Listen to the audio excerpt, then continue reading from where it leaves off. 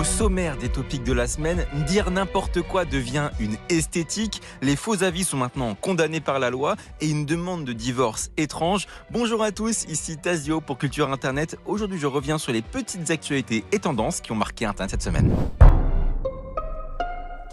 La communauté TikTok adore créer des esthétiques et il faut absolument que je vous parle de la whipping core. Déjà, whipping, c'est un terme anglophone qu'on utilise beaucoup en France pour qualifier le fait d'être dans l'abus total, que ce soit en faisant des raccourcis de fou, c'est souvent ça d'ailleurs, en confondant des choses ou en parlant un petit peu trop vite. Exemple célèbre avec Naps. Comment tu définirais ton style? Je sais pas, mec de cité, simple. Je parlais plus de ton style musical. Voilà, Ah, musical. ça c'est un classique. Eh bien la communauté TikTok française a créé la whipping core. Ça consiste à mettre en scène des vidéos où des gens disent un peu n'importe quoi, mais avec plein de visuels, genre un aigle dans les airs, des fleurs qui s'ouvrent, le soleil qui se lève, comme si on voulait montrer en fait que ce qu'il disait était inspirant, alors que c'est l'inverse complet. Essayez de comprendre le sens de cette vidéo par exemple. Si l'amitié fait garçon, ça existe. Ben pourquoi c'est difficile de trouver du travail? En vrai de vrai, c'est grave simple, hein. C'est même pas compliqué. Il suffit de mélanger de l'eau et de l'huile pour voir que le monde d'aujourd'hui part en cacahuète. Et venez même pas me dire que ouais, les chiens ils sont pas tous méchants, parce que moi en vrai de vrai, j'ai ma barbe qui pousse et pas vous. Vous l'avez compris, c'est une tendance complètement absurde, hein. Parfois c'est même fait exprès comme la vidéo qu'on vient d'entendre. Et il faut absolument que je vous fasse écouter la maître en la matière, celle qui est dans quasi toutes les vidéos. Elle s'appelle Penda Diouf et c'est une star absolue. Est-ce que toi t'es raciste? Moi, je suis pas raciste. Pourquoi? Parce que je suis pas raciste, je mange le raquette.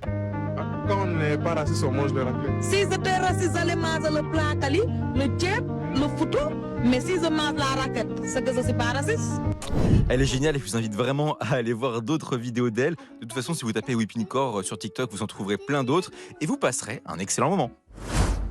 On est tous déjà allés voir les avis d'un produit sur un site comme Amazon ou bien d'un restaurant sur Google Maps sans trop savoir en fait s'ils étaient véridiques ou non. Eh bien sachez que la Federal Trade Commission américaine a récemment pris une mesure qui interdit la rédaction, l'achat ou la vente de faux avis. Désormais, toute personne impliquée dans cette pratique risque une amende pouvant atteindre 51 744 $. Oui, c'est très précis. Cette nouvelle règle s'applique également aux avis générés par intelligence artificielle ainsi qu'aux recommandations faites par exemple par des célébrités ou des proches d'une entreprise et le faire en fait sans transparence. Les marques ne pourront plus offrir non plus d'incitation pour des avis positifs ni supprimer les avis négatifs. Donc typiquement les restaurants qui vous disent 5 étoiles sur Google et on te donne un dessert par exemple, ça c'est terminé.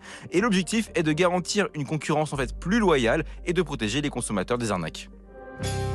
Cette décision s'inscrit dans une tendance en fait qui est plus large visant à rendre les avis en ligne plus fiables. Google par exemple a mis à jour ses règles concernant les profils d'entreprise, imposant des sanctions en cas de faux avis, comme l'interdiction temporaire de recevoir de nouvelles évaluations. Et des navigateurs comme Firefox emboîtent également le pas avec des outils comme Review Checker qui filtrent automatiquement les avis trompeurs et les produits contrefaits, renforçant ainsi la lutte contre les pratiques frauduleuses. Sachez que la pratique était déjà interdite en France, mais on peut espérer une mise au pas plus globale après la mise en place de ces mesures américaines.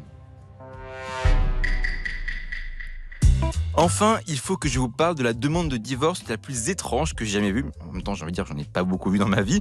Une personne a payé 2 influenceurs pour réciter un texte de demande de divorce et créer une vidéo pour l'envoyer à sa conjointe, du coup son ex-conjointe. Bref, écoutez ça. What's up, Victoria? We just want to say that David loved you so much, but he doesn't love you anymore, and he wants to get a divorce. Ce que vous venez d'entendre, c'est les frères Da Vinci, qui sont 2 frères jumeaux spécialisés dans l'humour absurde et ultra populaire dans la culture même. Alors, j'ai un doute sur la véracité de cette vidéo. Ça se trouve, c'est un sketch qu'ils ont imaginé, je ne sais pas, mais c'est une opportunité pour moi de vous parler de l'importance des plateformes comme Cameo, qui vous proposent en fait de payer pour recevoir des messages personnalisés de la célébrité de votre choix. Ça fait un moment que ces plateformes de mise en relation avec les célébrités se développent. Thibaut InShape avait été un peu un précurseur sur la chose et s'était attiré les foudres en proposant des dédicaces pour 36 €. À l'époque, ça avait fait beaucoup jaser. Depuis, c'est devenu un business très lucratif et certaines personnes en profitent pour demander à des célébrités de faire leur communication pour l'élection de leur BDE, par exemple, ou même pour faire des vannes à leurs potes en demandant à des personnalités un peu bizarres comme Sylvain Durif de sortir des petites private jokes. Voilà. Et peut-être que je viens de trouver une idée originale pour demander une augmentation, tiens.